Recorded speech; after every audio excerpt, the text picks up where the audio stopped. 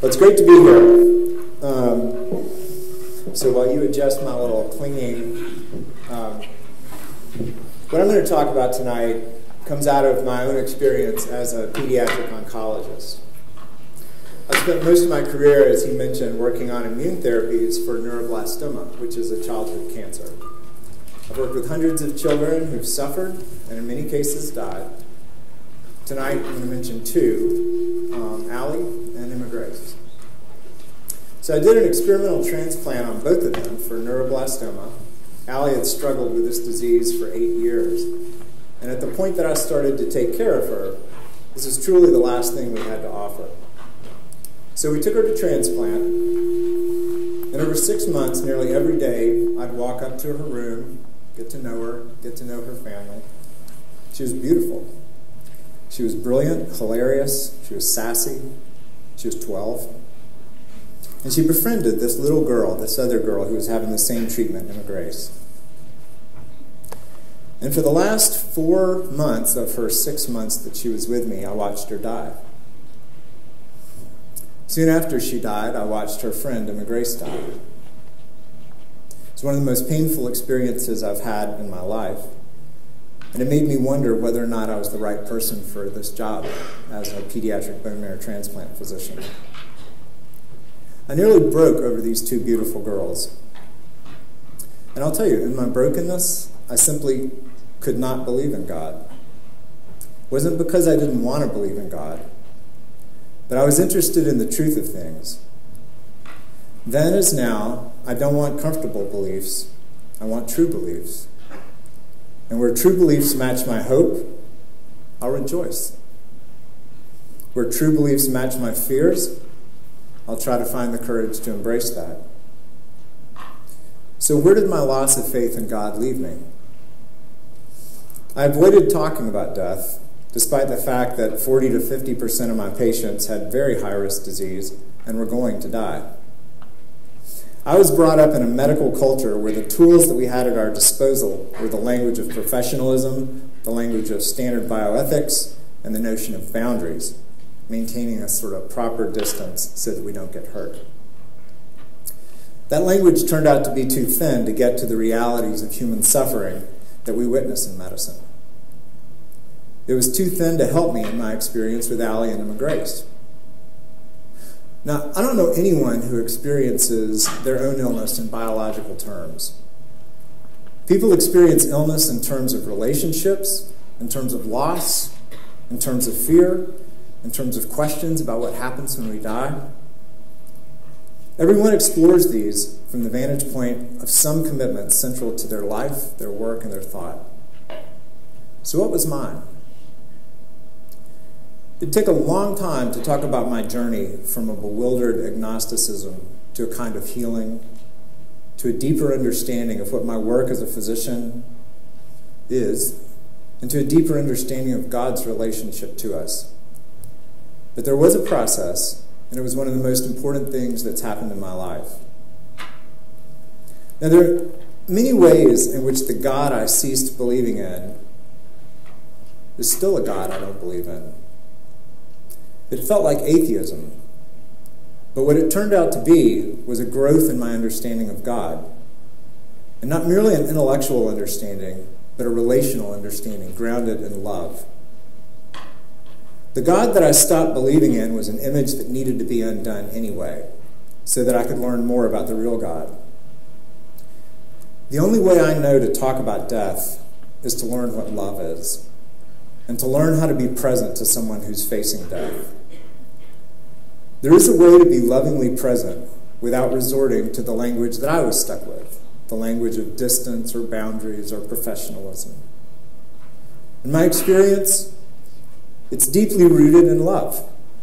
And of course, given my view on love, the experience of being present to one who's suffering is bound up with a practice in the presence of God and my practice of prayer. I don't mind teaching the usual ideas about professionalism, but the problem is just that it's not enough for the question that we're trying to answer tonight. It doesn't go the distance. Now, my own vantage point is that of Christianity. This is a commitment that touches on every aspect of the way I view the world. If there's any place where the Christian narrative has impact, it's in helping someone to understand the way in which their story, even on the threshold of death, fits into a larger narrative that God is in control of. Christianity has at the very heart of it a profound picture of God's relationship to our suffering. It's one that doesn't leave us with easy answers. Jesus, in the Garden of Gethsemane, before he was crucified, prayed 3 times, "Father, please let this cup pass from me." It didn't. He was taken away, and he was nailed to the cross. And from the cross, he said 2 absolutely astonishing things that open up the possibility of both lament and hope as we look at the question we're talking about tonight. First, as he hung from the cross, he turned to a thief being crucified next to him, and he spoke a word of profound hope. He said, "Today you will be with me in paradise." And yet, in his suffering, he said a second astonishing thing, a cry of lament. He said, my God, why have you forsaken me?" And soon after, he died. Jesus' actions at the end of his life free me, by his example, to simultaneously pray for something that I want, even though I may not get it, to hope even when things seem bleak, and to cry out honestly when I feel alone or forsaken.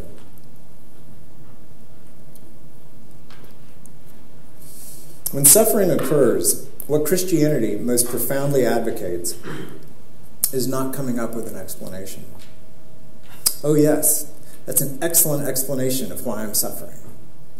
It's a great explanation of why my child died. Now I feel much better. No. What is offered instead is the living presence of God. The experience that Christ had in the Garden of Gethsemane and on the cross can be a source of comfort. We don't have to feel that we need to fake a kind of cheerfulness in the middle of suffering. There's plenty of room in Christianity for simultaneous hope and lament. On that Friday, when Jesus was hanging on the cross, there was a great deal of sorrow among his disciples who disbanded. They were confused, they were afraid, they were asking questions not unlike the question we're asking tonight. But what they didn't know as they scattered on Friday was what was going to happen several days later. What they didn't know was that his death was not the end of the story. For Christians, the resurrection of Jesus is the light in which we understand both the story that came before and the story that came after. It's this story of lament and hope, of death and resurrection, that is the light by which Christians understand our story and our suffering as well. As a Christian, I believe that it's through Jesus, who was crucified and resurrected, that I've been brought into an ever-growing relationship with the living God. But I also believe that this crucified Jesus knows our suffering from the inside and laments with us. I believe in a God who not only cares about our suffering, but who also suffers with us. And I believe that because of the resurrection, the last word will not be a word of sorrow, but a word of hope. Nonetheless, as we continue our conversation tonight, I hope that my experience with Allie and with Emma Grace and the struggles of my own journey convince you that I'm here to talk about real things and to get after what's true. And there's no question that's off limits tonight, because we are here to do some important things in response to an important question. Thanks.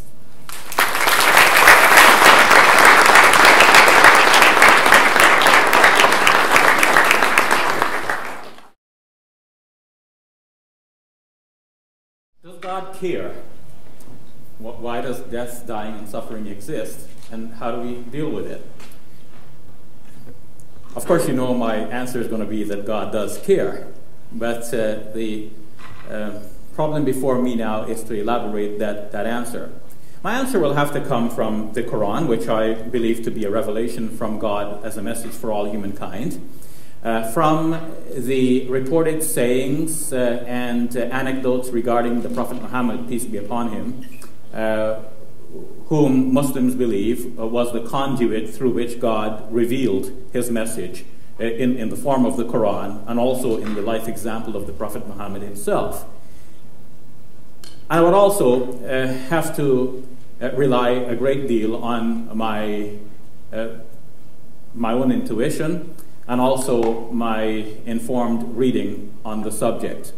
Now, looking into the Quran and looking into the life example of the Prophet Muhammad, one does not find a direct answer to this question in a systematic manner.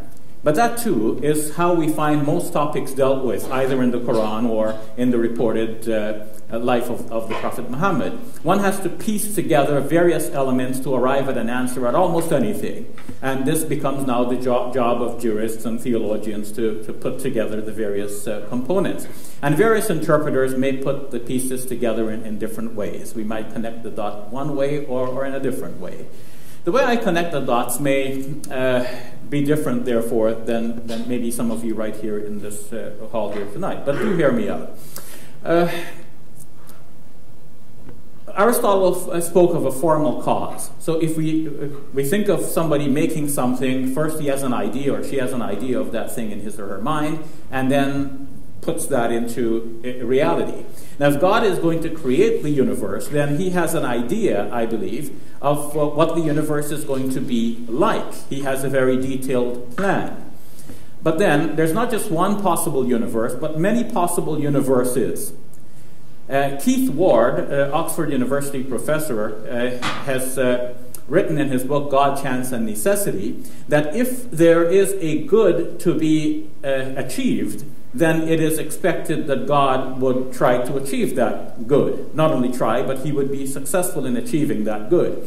Now, sometimes the thing is not entirely good or entirely bad, but somewhere in between. So where do we draw the line between the things which are so bad that they should not be attempted, and the things which are basically good, but they're tinged with some evil? And it might be a good idea to nevertheless achieve that good thing, even at the cost of the necessary evil. To me, our universe is like this. It's one of those universes which God has created, and perhaps he's created many billions of universes, and we know only this one. And all of the good that could be achieved is being achieved somewhere, someplace, in some universe, and in some other parts of our own universe. So we have life of a particular type here on Earth, and this life has its particular characteristic. It has also its limitations. Because we are a carbon-based life, naturally the system that is created to generate this carbon-based life will come with all of its flaws that we see our Earth having. If we want, for example, fertile soil to be brought from the depths of the earth to the surface, well, one way of doing that in our own garden is to fork up a little bit of dirt to bring from the lower levels up to the top. Well, it may be that earthquakes are, evil as they are, terrible as they are, and the massive suffering they do cause, is a way by which God brings fertile soil to the upper levels and makes the earth, therefore, a habitable place, a place where human beings can find food. So there is something of a limitation in the system itself. Though, as Muslims believe, God is all-powerful. He is fa'alul lima yurid. He does whatever he intends. Yet, Muslim theologians said that God cannot do the impossible. Now let me explain that. I saw an ad somewhere, I think it might have been in a workplace, where it's a service location, so someone goes in there to order this job or the other job. So the sign says, if it's possible, we do it right away. If it's impossible, it may take us a bit longer. So I'm not talking about that kind of impossible, which might be impossible for some other person, but possible for me. I'm speaking about the logically impossible. Christian theologians, too, have spoken about this, and they've said that you cannot say that God can create a four-sided triangle, because what you're saying here is basically nonsense. A triangle doesn't have four sides. If you want God to create a four-sided figure, he can do that. If you want him to create a three-sided figure, he can do that. But if it's a four-sided figure, it won't be a triangle. If it's a three-sided figure, then it will be a triangle. But you cannot have a four-sided triangle. So if what you're saying is nonsense, then it is still nonsense even if you attribute that to God. So don't. Well, stepping back from that, we can say that when God is working with a certain type of material, there is only so much you can do with it. If you want to carve from soap, then there are certain figurines you can create. If you use ice sculptures, the limitations are there in the ice. Though you may be a brilliant sculptor or a sculptress, I don't know if the word exists, but the limitations are there in the materials you're working with. Obviously, if you're working with snow, again, you have further limitations. You can make a snowman, but maybe the facial features won't come out exactly the way you visualize it, not because of your inherent limitations, but because of the limitations and the materials that you're working with. So when God is making something out of our universe, producing human beings, producing life as we know it, then there are certain limitations in this universe itself. And that could entail some of the evil and suffering that we notice. But out of this inherent suffering, Muslim theologians have said that good things come out of it. So nothing is really evil in our universe in and of it. Well, nothing is absolutely evil is what I wanted to say, according to Muslim theologians. There is always some positive side to that evil. You know the old saying, there's a silver lining to every dark cloud, right? Something like this, okay. So it might look bleak, but some good comes out of it. I already spoke about the earthquake and the possibility of bringing fertile soil to the top. But what about the real suffering? Let's say these girls dying from cancer. It's a very moving story, Ray. Obviously, it would wrench the heart of any one of us. But then out of these difficult situations, is there some good that comes out of it? Well, Ray achieved a better understanding of God as a result of his experience working with these girls. There are people who will visit the sick and see the suffering of the sick. Compassion will arise from the depths of these persons' psyches. And that might not have been possible had it not been for the real existence of suffering in our world. So suffering is bad, but it also produces some good. And then charitable works come to the fore, and that is something good. Love ensues, and that is something good. So God, by the very existence of this suffering, though the suffering is not desirable in and of themselves, are admitted because they are necessary, and at the same time because they do produce some good, such as love, charity, hope, building of character. Now the Quran goes deeper than this and says that God has a reason for creating this life with its suffering, with death to top it all off. In the 67th chapter of the Quran, God says that He created al-mawta wal-hayata liyabluwakum. He created death and life so that He may test you. Ayyukum ahsanu amala. Which of you is best in doing good deeds? So this life for Muslims is a testing ground. It is not the end of life. Death is a door into the unlimited grace of God. So many people may think of death as something terrible, but for a Muslim believer, this is an opening into the meeting with God, free from the limitations of this life. Now, when we were in the wombs of our mothers, we had no idea of this world in which we now live. And there may have been some discomfort and limitation within that womb. We didn't probably experience it in this way. Maybe a little bit of kicks against the mother's abdominal wall. My daughter is going through that right now, experiencing that with her baby.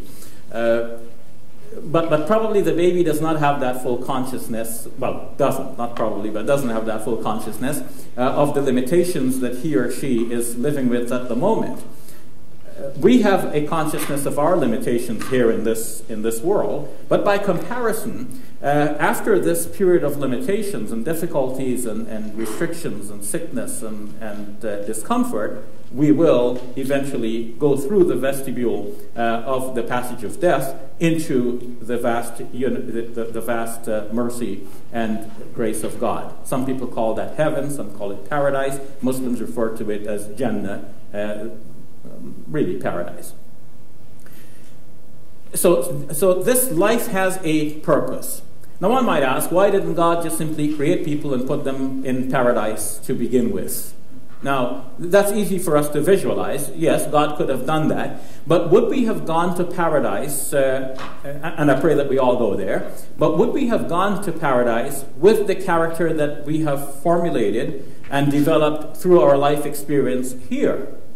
So the thing like compassion, which I spoke about, is developed in the face of real suffering. Would we have had that same compassion? And if God had just simply implanted that in us, would that be something that we could really own as something that is unique and that we have developed by ourselves? Would we like for it to just simply be bestowed on us, in which case we can't really claim credit for it? Or would we have preferred to go through life and develop that on our own? Well, we didn't have a choice in choosing which way we're going to go with this, but God chose that for us, and Muslims believe that this is out of His wisdom, that He has created this life such that humans will develop in this life, and they will acquire all of these characteristics which will eventually make them suitable for this everlasting relationship with God. In the end, because life is shown to be temporary, and life in this world temporary, life with God everlasting, we may look at the difficulties that we find in this life and the real suffering, not to minimize them, but just to put them in perspective. It may be that for God, the suffering that we see is a dot against the vast canvas of eternity. If we focus in with a magnifying glass, and with the news media reporting on accidents and problems throughout the world, then all we see is that suffering. But if we step back and see the broader picture, there's a vastness here of eternity.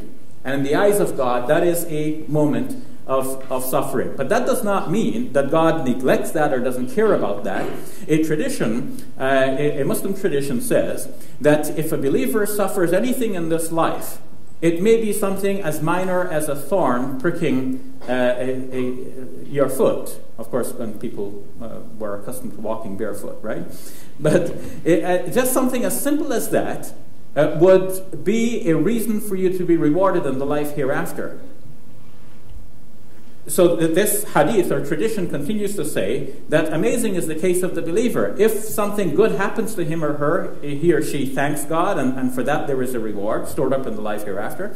And if some discomfort touches the person, he or she is patient, and that too is a reason for reward in the life hereafter. So that in the end, we will be rewarded for all of the difficulties that we go through here, and so none of this suffering, small as it is in the eyes of God, is actually neglected and overlooked, but is actually a part of God's plan for which He will actually reward people in the life hereafter. So that in the end, we will be happy with God despite all of the suffering that we had in this life. Thank you very much.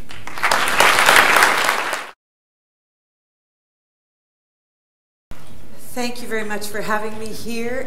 It's a real pleasure for me to be in a situation where this topic is being discussed, because I don't think we talk about death and dying nearly enough in our current world, despite the fact that it's the only certainty that we have. We will all die, and yet we tend to push that away, and I think it's really important that we have these discussions. When I was contacted to take part in this forum, I was asked to represent the atheist point of view. I think secular is probably a better label to put on me, not that I particularly self-define myself as atheist or secular, but the fact is I am an atheist. I don't believe in any deity, nor do I belong to any religious organization, but I'm not anti-religious. I was raised Christian, and I certainly hold many Christian values dear. But I respect the individual's choice to worship or not to worship. And I know I was invited to partake in this discussion tonight because of my affiliation with Dying with Dignity Canada, which is not an atheist organization. We have many members who are leaders in their churches. So I just wanted to clarify that. As it happens, I am an atheist, but many people in our organization are not. Dying with Dignity Canada's mandate is to improve the quality of dying and to expand Canadians' end-of-life choices. So obviously this is a topic that's near and dear to my heart and I have strong views upon. I'm going to come at it from a much more practical point of view than my colleagues have because of my secular viewpoint. So to begin with, why is there death and dying? I believe it's just completely natural. Death is as much a part of life as birth. If we didn't have death and dying, the world would be a very different place. I'd hate to think about the overpopulation. In fact, I can't even begin to imagine what the world would look like if we didn't have death and dying. It is natural, period. That's why we have it. Suffering, it depends on the kind of suffering. I think pain, which is a form of suffering, is the body's way to tell us that we're in trouble, that we are hurt or we are ill. The sole exception being childbirth, although that sure felt like something was wrong when I went through it. But for the most part, if it is pain and it's not treated, it can lead to really intense suffering. And so I hope that people do get it treated. There's another form of suffering, which is suffering that individuals or groups of people force on other individuals or groups of people, whether that is bullying, abuse, or torture. And I frankly don't even want to speculate as to why that kind of suffering occurs, because I think it reflects very badly on human nature. But what about end-of-life suffering, which is, I think, the pertinent question here, the suffering that precedes death? Often it is natural. It's the result of a disease or degenerative condition. But does it serve a purpose? I would argue not. And this is where, obviously, I differ from my fellow panelists. I think if you believe there's a purpose to suffering, and obviously my fellow panelists do, and many of you as well, then no one's going to stop you from having that experience. But if you do not, and there is no hope that your suffering can be alleviated or that you can recover, you should have the right to assistance to end your life. Which brings me to the final part of the question, how do we deal with it? And that's really what I want to address today. I believe we deal with death, dying, and suffering by being respectful of individual autonomy, compassionate towards our fellow human beings, and careful to ensure that freedom of choice does not lead to any abuse. In our culture, we have vast freedom of choice. We can choose to do just about anything that we want to do as long as it doesn't directly harm another person. We can choose careers, we can choose who we marry, where we live, we can choose our sexual orientation, we can choose many, many things. We can even choose to do things that are known to be dangerous or life-threatening, like driving cars or taking part in extreme sports. But when we reach the end of life, we do not have the choice to choose the manner and nature of our deaths. If a mentally competent adult is facing certain death from a terminal or incurable illness, surely he or she should be entitled to end that suffering if that is what he or she wants. If we respect individual choice, it's only compassionate to allow aid in dying. Now, some would argue that palliative care is all we need. And I agree that palliative care is critically important, and we need much better access to it in this country than we currently have. I believe less than a third of Canadians have access to active palliative care or hospice. But drugs cannot alleviate all pain. And there are other forms of suffering for people at the end of life. There's existential suffering that people endure when they lose their autonomy, their dignity, when they're no longer able to participate in activities that make life enjoyable and meaningful for them. It is not that people want to die. They have no choice. They are dying, but they may prefer to die sooner rather than later. And there is some suffering that only death can end. In the introduction, my mother was mentioned, and this was the reason that I came to this cause. My mother was a fantastic woman, of course, and I'm not biased about that at all. She was a feisty little woman who had control of her life and made a lot of unconventional choices. In the 1930s, she marched against segregation in the southern states. She breastfed against doctors' orders in the 50s. She made a lot of choices and had a lot of control of her life. At age 75, she was diagnosed with breast cancer. She underwent a mastectomy, chemotherapy, the whole business. She recovered. 3 years later, she was playing tennis and felt a pain in her back and discovered that the cancer had metastasized to her bones. Bone cancer is a particularly painful form of cancer, and in her case, it could not be alleviated because she had a reaction to narcotics. They made her violently sick to her stomach. So she suffered unbelievable pain. She had, missing a breast, bald from chemotherapy, blind in one eye because of a brain tumor. She suffered for months, vomiting medications that should have soothed her, with no hope of reprieve except death. During that time, my mother's found that the indignity of her situation was as painful to her as the actual physical pain. The fact that she couldn't go to the toilet by herself, that she couldn't clean herself, that she looked, in her own words, like a hideous old hag. After 9 months of steadily increasing suffering, she chose to stop eating and drinking. At that point, she weighed 90 pounds and she looked like a skeletal child, and it took her 10 days to die. She would certainly have much preferred to die quickly and painlessly with the help of a caring medical professional. And we all desperately wished that she could have determined her death as she had determined her life. What happened to her, frankly, I felt was brutal and tyrannical, that she was forced to linger on. What right do we have to force someone else to suffer when they don't want to keep living?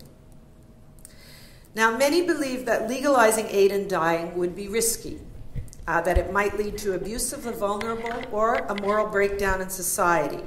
If we allowed doctors to help someone exit this world, it might become common practice.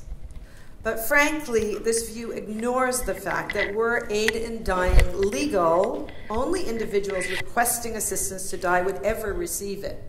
If a doctor or anyone else helps end someone's life without their consent, we have a word for that, and it's murder, and no one's ever advocating for that.